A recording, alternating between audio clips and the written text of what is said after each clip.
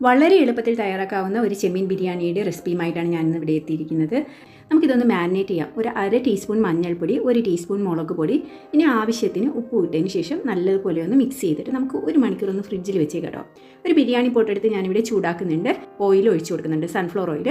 നമുക്കതിന് ഒരു പിടി സവോള എടുത്തിട്ട് ഒന്ന് ഫ്രൈ ചെയ്തെടുക്കാം കേട്ടോ. ഇത് ഗാർണിഷ് ചെയ്യുന്നതിന് വേണ്ടിയായിട്ടുള്ളതാണ്. അപ്പോൾ ഒരു ഗോൾഡൻ കളറാകുന്നത് വരെ വറുത്ത് കോരി മാറ്റി വെക്കുക കേട്ടോ. സെയിം ഓയിൽ തന്നെയാണ് നമുക്ക് പ്രോൺസ് ഒന്ന് പൊരിച്ചെടുക്കേണ്ടത്. അപ്പോൾ ഇതൊന്നും ആയിട്ടുണ്ട്, നമുക്കത് കോരി മാറ്റി വെക്കാം.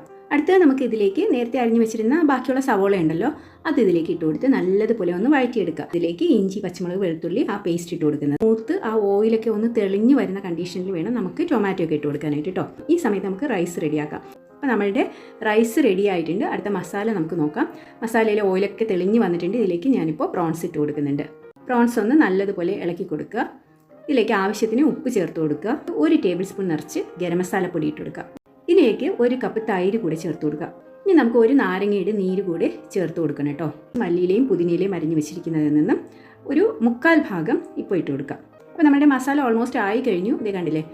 ഇനി നമുക്കത് മാറ്റി വെക്കാം. ഇനി നമുക്ക് ദം ചെയ്യണം. ഇപ്പോൾ ലേശം ഗരം മസാല ഇട്ട് കൊടുക്കുന്നുണ്ട്. ഇതിൻ്റെ പുറത്ത് വേണം നമുക്ക് റൈസ് ഇട്ട് കൊടുക്കാനായിട്ട്. ഇതിൻ്റെ മേലെ ഗരം മസാല ഇട്ട് കൊടുക്കുക. നമ്മൾ നേരത്തെ അരിഞ്ഞു വെച്ചിരുന്ന മല്ലിയിലയും പുതിനയിലയും കുറച്ചിട്ട് കൊടുത്താൽ മതിയായിരിക്കും. പിന്നെ സവോളയും ഗീയും കൂടി ഒഴിച്ചു കൊടുക്കാം.